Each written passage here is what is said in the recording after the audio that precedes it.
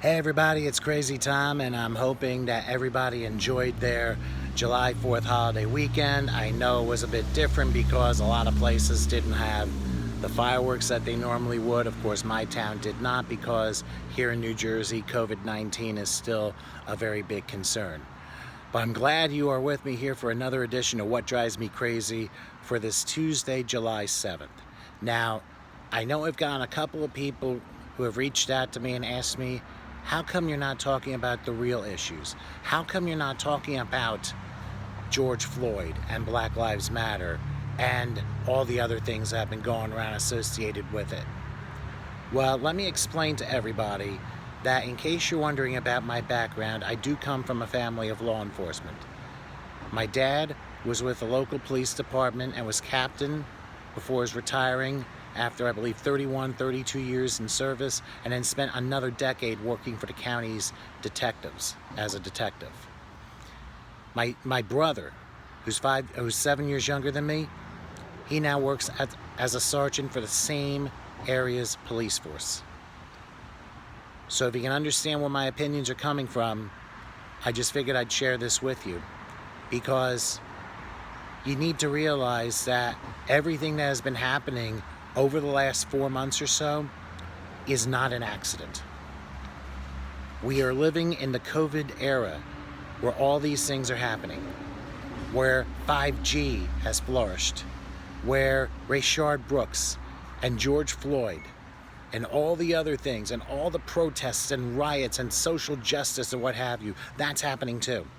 And then the media is saying, oh, the looting and rioting and protesting, there haven't been really any issues with that related to COVID-19. Baloney. Do not fall for what the media is telling you. Please.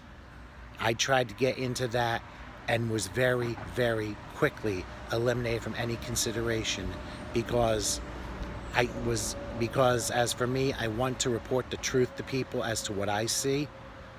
The media does not want that. That's why it's entertainment. That's why it's about spin. As somebody put it some time ago, we've gone from Walter Cronkite and his words, and that's the way it is, to, and that's the way we've spun it. Well, what I want to talk to you about and what drives me crazy today is the violence that has been escalating enormously in this country. At a time where we need love and peace and understanding, we are not getting any of it, because all of a sudden, out of desperation, people are firing away and making their own choices to destroy everything and humanity in its own respective way.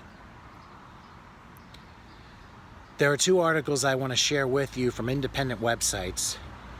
One from a website called the economiccollapseblog.com, where Michael Snyder writes about violent crimes surging dramatically in major cities all across America. And there's a lot of stuff in this where I truly believe that if we don't fix it now, Armageddon and Revelation are going to come quicker than you think. Here's what the article says. What we're witnessing all over the country right now is incredibly sad. In the aftermath of the tragic death of George Floyd, it would have been wonderful to see the entire nation unite behind an effort to make our society less violent, more just, and more peaceful. But instead, we have seen a tremendous explosion of violence and lawlessness that doesn't seem likely to end anytime soon. Think about this, folks. Violent crime rates are surging in major city after major city, and the 4th of July weekend, which we just had, was particularly bad. Think about this, folks. At least 41 people were hit by gunfire in New York City during the holiday weekend, and this continues to be a trend that we are seeing throughout the first half of 2020. Think about these numbers. According to figures released by the NYPD, for the first 6 months of 2020, there were 176 murders, which is an increase of 23% compared to the 143 killed during that same period last year. Here's something even more mind-boggling. The number of shooting victims have gone up 51% to 616 this year. In June alone, following the George Floyd thing in Minneapolis, there were 250 shootings compared to 97 in the same month last year. That's more than 2.5 times the amount. Month on month, burglaries up 119% and car thefts are up 48%. Man, I don't know what number's the worst, but no matter how you slice it, these are devastatingly horrific numbers. And you want to know why? It's because of something that is going on across the country. People saying, defund the police. And I've said to so many people, it does not work. What would work is defunding policing for profit. Now, I've been on the wrong end with the NYPD a couple of times in regards to tickets, which I believe I shouldn't have received, but I did. One was challenged and was actually incorrect, so I ended up getting a partial refund. But those were all on the ground minor citations. But I want you to think about something. A tremendous amount of money has been shifted away from the budget of the NYPD, and that certainly is not going to help matters. Now think about what New York was in the 70s and early 80s before it got cleaned up. For years, the hard work of the NYPD has helped to make New York safer than many of our other major cities, but now it's changing at a pace that is absolutely breathtaking. And there's a British news source who wrote a recent article referring to New York City now as lawless New York. Here are a couple of words from that article. 2 bullet-ridden bodies laid sprawled on blood-stained concrete steps. Alongside, relatives of the victims are wailing and collapsed to the ground.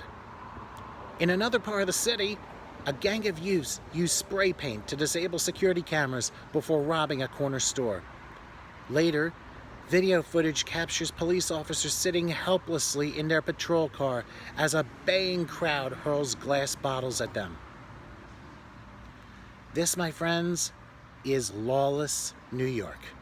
A city that was once America's glittering crown jewel, but which risks descending into mob rule. And yes, we know New York City is the largest city in the United States. But it still has a long way to go if it wants to rival Chicago.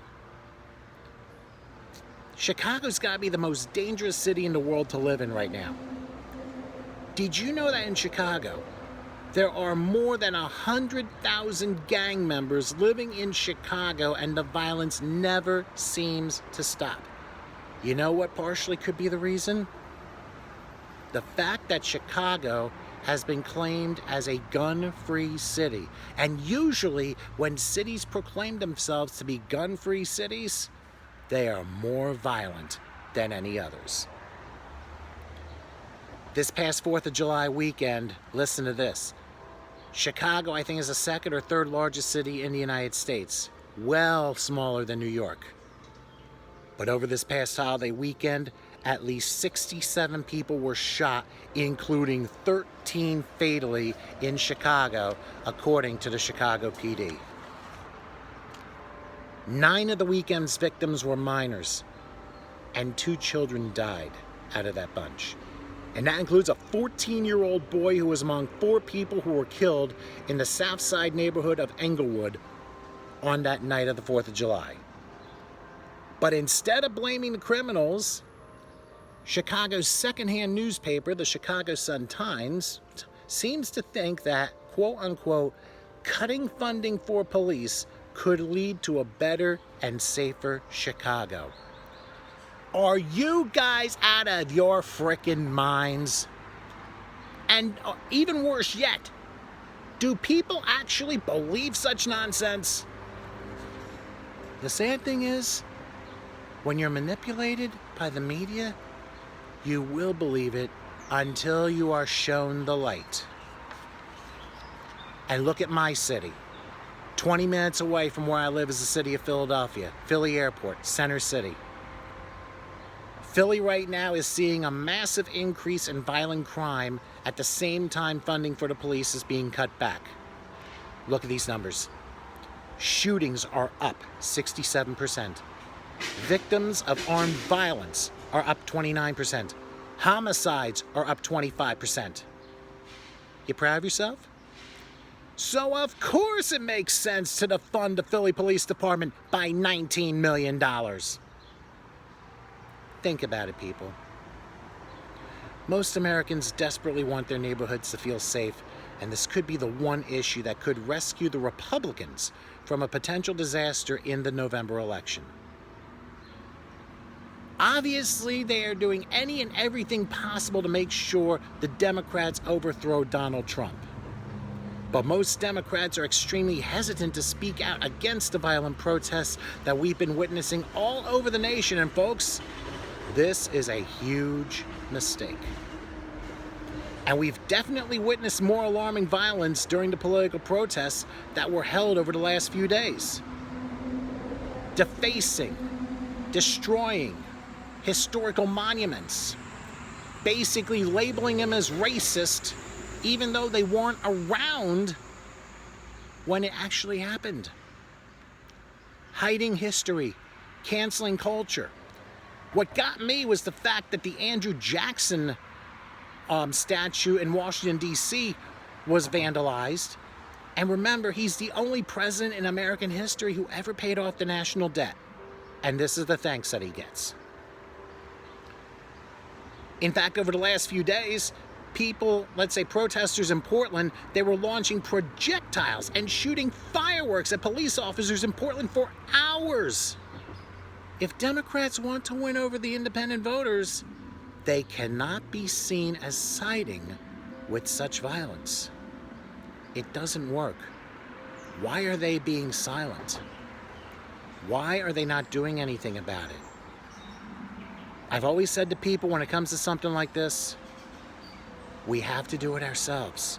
We cannot rely on any leadership to unite us because they're not about us, regardless of which party you're registered or want to follow with. And all over the place, I'm seeing things that say Black Lives Matter. But yet, I tell people that if you're breathing, you matter. I don't care what color of your skin it is. It's about your contact of your character, as Martin Luther King said. Go back to the I Have a Dream speech. He nailed it. He absolutely nailed it. But is not around to see what his work is suddenly crumbling to where we are today. The violence has gone up in so many cities. I mentioned New York and Chicago and Philly and Portland and Seattle and even Atlanta. And even Washington, D.C., our nation's capital. They had their own tragedy on the 4th of July as well. And I have a story from Tyler O'Neill at pjmedia.com, who wrote a tremendous story basically bringing down Black Lives Matter in one sentence. And you'll hear that twice in this article because it is so true. As police across the country are pulling back amid a wave of angry protests and violent rioting, an 11-year-old boy was shot and killed on the night of the 4th of July during a family cookout in Washington, D.C. Police now are offering $25,000 for information leading to an arrest. The victim, who was identified as Devon McNeil, reportedly loved football. He was shot in the head in the Anacostia section of D.C. and was pronounced dead later at a local hospital. One of his grandfathers lamented black-on-black crime and criticized Black Lives Matter for ignoring it. And you know what? They deserve the criticism as well.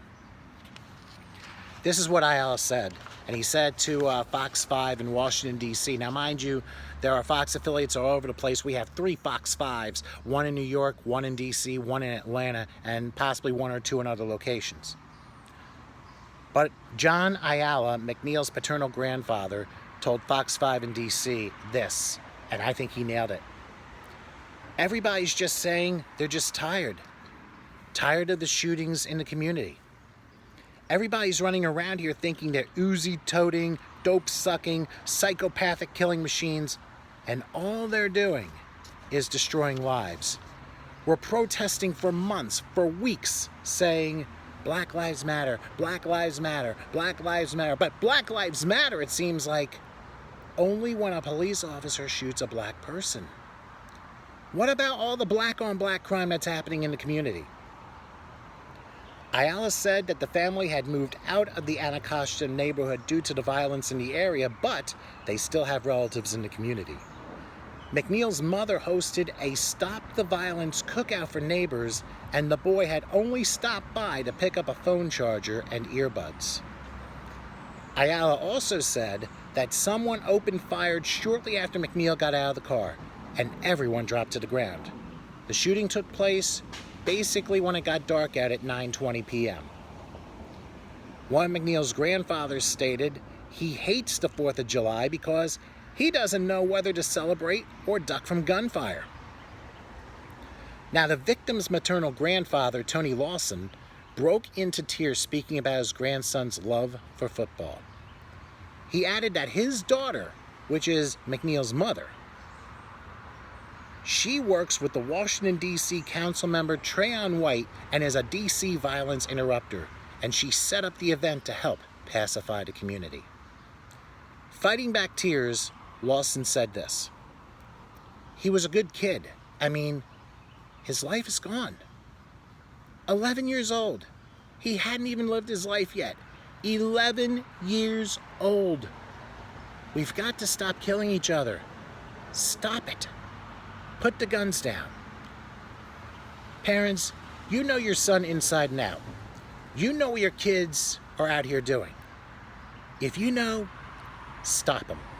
Stop them before they hurt somebody else. Just stop it. Please, stop it. Devon McNeil does not fit the profile of an unarmed African-American man shot by police. However, his life still matters. The Black Lives Matter movement zeroes in on a tiny minority of black victims, ignoring the broad statistics that show there is no epidemic of racist police shootings. Meanwhile, the protests over the horrific police killing of George Floyd devolved into violent riots that destroyed black lives, black businesses, black livelihoods, and black monuments. And I hope Nickelodeon is paying attention, because what they are promoting for Black Lives Matter is nothing more than being a smokescreen to young children. As sick as it is to say, that's the reality. Because of this, there have been so many protests, but consequently so many riots. At least 21 people have died in the riots, most of them African Americans. I'll give you a few examples. Retired police chief David Dorn was killed by looters breaking into his pawn shop in St. Louis. Chris Beatty was shot while helping 2 women who were being mugged in Indianapolis. Italia Marie Kelly was trying to leave a protest when she was shot and killed in Davenport, Iowa. Antonio Mays Jr., a 16-year-old boy, was shot and killed outside the Capitol Hill occupied protest with his chop and has since been debunked in Seattle. And finally, and probably the sickest one of all, Sakarya Taylor, an 8-year-old girl in Atlanta, was fatally shot as her mother attempted to park a car near a group of protesters close to the Wendy's where Rayshard Brooks had been killed by police. What is this saying? Are you believing the smokescreen now? Because if not, I don't know what will fix it. I have always told people, yeah, we know Black Lives Matter. All lives matter. Everyone, if you're breathing, you matter. And then people are saying, oh, no lives matter unless Black Lives Matter. Give me a break. The only way we get victory is through equality. And that includes those who have power, those who have privilege. Gotta be all on the same playing field. That's the only way we're going to win. That's the only way we're going to get true justice. That's the only way we're going to get peace. Take the word no, K-N-O-W, and then switch it with the homonym N-O, no. No justice, no peace, no safety.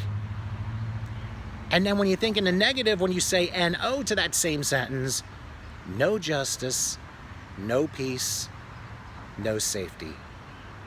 You see where the violence is just surging and putting our safety at risk? For the 5 people I just read, those victims were all African Americans, and all of their lives mattered. Rioters may have intended to protect black lives, but guess what? Their lawless actions led to those tragic deaths. And the anti-police sentiment expressed in these riots has had a chilling effect on police across the country. And you wonder why cops and live PD were all canceled because of this. It wasn't any of our decisions. If the Black Lives Matter movement were serious about protecting all black lives, it would condemn the violent riots and address black-on-black crime. Once again, as Ayala put it, and I'll say it one more time, Black Lives Matter, it seems like, only when a police officer shoots a black person. The only thing I support is that everyone's lives matter. If we're all going to be equal, again, we all have to be on the same playing field. And the reason why I do not support Black Lives Matter is because they do not stand for what they're supposed to stand. If they truly stand for equality, if they truly stand for justice, you wouldn't have this violence. And besides, for those donating to Black Lives Matter, I hate to say this, that website, when you donate, takes you to another website called Act Blue. And the only word you need to know from it is the word blue. And blue is the color of the Democratic Party. Your donations will go to at least 1 and maybe as many as 10 people running as a Democrat for particular office. That includes Joe Biden running as a Democrat for President of the United States. Think about where your money's going before you make a donation to a real, true cause. I've spoken to many people. I've been burned by so many because of these harsh opinions. But you know what? It's up to you to do the research. I am not doubting that everybody has a different story. But if we are to come together, we've got to put these differences behind us and do it now. Because if we don't, we're not going to have a world very soon. Where basically, if you are a religious freak, probably somewhere in the middle of Revelation. And if you want to compare it to a movie, think about the last half hour of Charlton Heston's The 10 Commandments from 1956. That's where we are right now. Look at where we are. Realize what we're doing. Love is the greatest of all things, but in order to have that love, we have to have humanity express that love. And love should never, ever, ever, ever have to hurt. And my friends, that, as much as I've talked about here in this one, is what drives me crazy. You may not agree with some of the things I've said, but I just want you to think, we're all in this together. Let's come together. Don't rely on any leadership, Republican, Democrat, or otherwise. Do it within yourselves. Love one another, love humanity, and be there for one another. That is the only true way we will have justice and we will have peace. That's Crazy Tom signing off for now. Thanks for watching. Hope to do another one soon, but for now, remember, peace on earth and goodwill to all of us. As I said, humanity's all we've got. So let's love one another. Why are we waiting? Let's do it now.